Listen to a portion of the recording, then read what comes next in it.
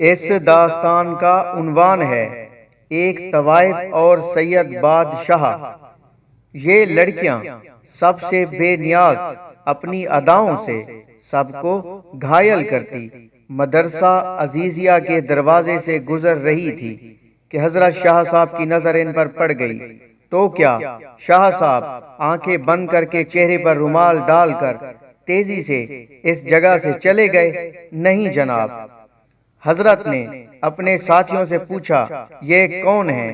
ساتھیوں نے بتایا کہ حضرت یہ طوائفیں ہیں اور کسی ناچ رنگ کی محفل میں جا رہی ہیں۔ حضرت شاہ صاحب نے فرمایا اچھا یہ تو معلوم ہوا، لیکن یہ بتاؤ کہ یہ کس مذہب سے تعلق رکھتی ہیں؟ انہوں نے بتایا کہ جناب یہ دین اسلام کو بدنام کرنے والی ہیں، اپنے آپ کو مسلمان کہتی ہیں۔ شاہ صاحب نے جب یہ بات سنی تو فرمایا مان لیا کہ بدعمل اور بد کردار ہی صحیح، لیکن کلمہ گو ہونے کے اعتبار سے ہیں تو مسلمان نہ، لہذا ہمیں انہیں نصیحت کرنی چاہیے، ممکن ہے کہ گناہ سے باز آ جائیں۔ ساتھیوں نے کہا ان پر نصیحت کا کیا خاک اثر ہوگا شاہ جی، بلکہ ان کو نصیحت کرنے والا تو الٹا خود بدنام ہو جائے گا۔ تو کیا شاہ صاحب بدنامی کے ڈر سے اپنے ارادے سے پھر گئے؟ نہیں جناب۔ شاہ صاحب نے فرمایا تو پھر کیا ہوا؟ میں تو یہ فریضہ ادا کر کے رہوں گا، وہاں کوئی کچھ سمجھے۔ ساتھیوں نے عرض کیا حضرت آپ کا ان کے پاس جانا اچھی مصلحت نہیں ہے، آپ کو پتہ ہے کہ شہر کے چاروں طرف آپ کے مذہبی مخالفین ہیں جو آپ کو بدنام کرنے کا کوئی موقع نہیں چھوڑتے۔ آپ نے فرمایا مجھے ذرے برابر پرواہ نہیں، میں تو ضرور ان کو نصیحت کرنے جاؤں گا۔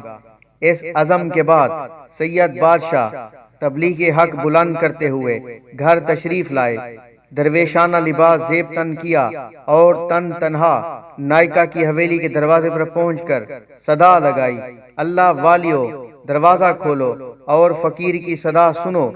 آپ کی آواز سن کر چند لڑکیاں آئی، انہوں نے دروازہ کھولا تو دیکھا باہر درویش صورت بزرگ کھڑا ہے۔ انہوں نے سمجھا کہ یہ کوئی گداگر فقیر ہے، سو انہوں نے چند روپے لا کر تھما دیے، لیکن اس نے اندر جانے کا اصرار کیا اور پھر اندر چلے گئے اور وہاں کا رخ کیا جہاں نامحرم خواتین ہیں۔ شاہ صاحب نے دیکھا کہ چاروں طرف شمع اور کندیلیں روشن ہیں، طوائفیں طبلے اور ڈھولک کی تھاپ پر تھرک رہی ہیں، ان کی پازیبوں اور گھنگروں کی جھنکار نے عجیب سما باندھ رکھا ہے۔ جوں ہی نائکا کی نگاہ اس فقیر پر پڑی، اس پر ہیبت طاری ہو گئی۔ وہ جانتی تھی کہ اس کے سامنے فقیرانہ لباس میں گداگر نہیں بلکہ شاہ صاحب کھڑے ہیں۔ نائکا تیزی سے اپنی نشست سے اٹھی اور احترام کے ساتھ ان کے سامنے جا کھڑی ہوئی،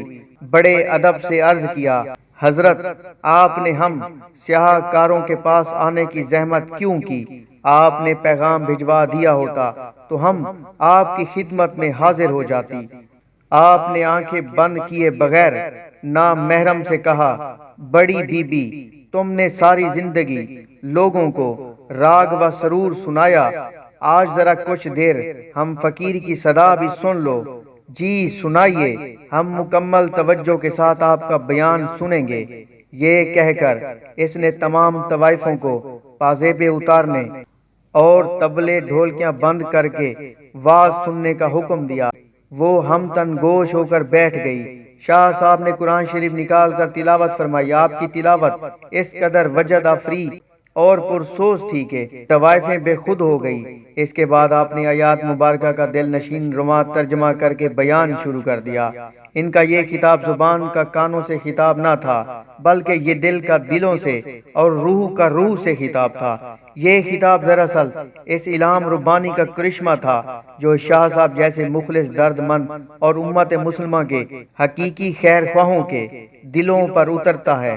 جب طوائفوں نے شاہ صاحب کی دل نشین انداز میں سورت کی تشریح سنی تو ان پر لرزہ طاری ہو گیا، روتے روتے ان کی ہچکیاں بند ہو گئی۔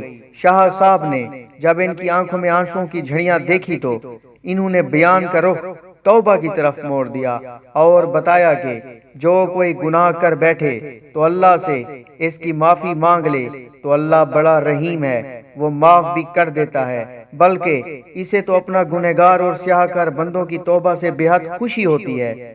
آپ نے توبہ کے اتنے فضائل بیان کیے کہ ان کی سسکیاں بند گئی۔ کسی ذریعے سے شہر والوں کو اس واعظ کی خبر ہو گئی، وہ دوڑے دوڑے آئے اور مکانوں کی چھتوں، دیواروں، چوکوں اور گلیوں میں کھڑے ہو کر واعظ سننے لگے۔ تا حد نگاہ لوگوں کے سر ہی سر نظر آنے لگے۔ شاہ صاحب نے انہیں اٹھ کر وضو کرنے اور 2 رکعت نوافل ادا کرنے کی ہدایت کی۔ راوی کہتا ہے کہ جب وہ وضو کر کے قبلہ رخ کھڑی ہوئی اور نماز کے دوران سجدوں میں گری تو شاہ صاحب نے ایک طرف کھڑے ہو کر اللہ کے سامنے ہاتھ پھیلا دیے اور عرض کیا، اے مقلب القلوب، اے مصرف الاحوال، میں تیرے حکم کی تعمیل میں اتنا کچھ ہی کر سکتا تھا۔ یہ سجدوں میں پڑی ہیں تو ان کے دلوں کو پاک کر دے، گناہوں کو معاف کر دے اور انہیں آبرو مند بنا دے۔ تیرے لیے کچھ مشکل نہیں، ورنہ تجھ پر کسی کا زور نہیں۔ میری فریاد تو یہ ہے کہ انہیں ہدایت عطا فرما، انہیں نیک بندوں میں شامل فرما۔ ادھر شاہ صاحب کی دعا ختم ہوئی اور ادھر ان کی نماز۔ وہ اس حال میں اٹھی کہ دل پاک ہو چکے تھے۔ اب شاہ صاحب نے زندگی کی برکات اور نکاح کی فضیلت بیان کرنا شروع کر دی اور اس موضوع کو اس قدر خوش اسلوبی سے بیان کیا کہ تمام طوائفیں گناہ کی زندگی پر کف افسوس کرنے لگی اور نکاح پر راضی ہو گئی۔ چنانچہ ان میں سے جوان عورتوں نے نکاح کر لیے، ادھیڑ والیوں نے گھروں میں بیٹھ کر محنت مزدوری سے گزارا شروع کر دیا۔ کہتے ہیں کہ ان میں سے سب سے زیادہ خوبصورت موتی نامی خاتون کو جب اس کے سابقہ جاننے والے نے شریفانہ حالت اور سادہ لباس میں مجاہدین کے گھوڑوں کے لیے ہاتھ والی چکی پر دال پیستے دیکھا تو پوچھا، وہ زندگی بہتر تھی جس میں تم ریشم و حریر کی ملبوسات میں شاندار لگتی تھی اور تجھ پر سیم و زر نچھاور ہوتے تھے، یا یہ زندگی بہتر ہے جس میں تیرے ہاتھوں پر چھالے پڑے ہوئے ہیں؟ کہنے لگی، اللہ کی قسم مجھے گناہ کی زندگی میں کبھی اتنا لطف نہ آیا جتنا مجاہدین کے لیے چکی پر دال دلتے وقت ہاتھوں میں ابھرنے والے چھالوں میں کانٹے چبو کر پانی نکالنے سے آتا ہے۔ بے شک گناہ پہاڑ جتنے بڑے ہوں، دل زبان کے ساتھ مل کر سچی توبہ کر لے تو اللہ رحمان بھی غفور و رحیم ہے۔ ملیں گے ایک نئی داستان کے ساتھ، تب تک اپنا بہت سارا خیال رکھیں۔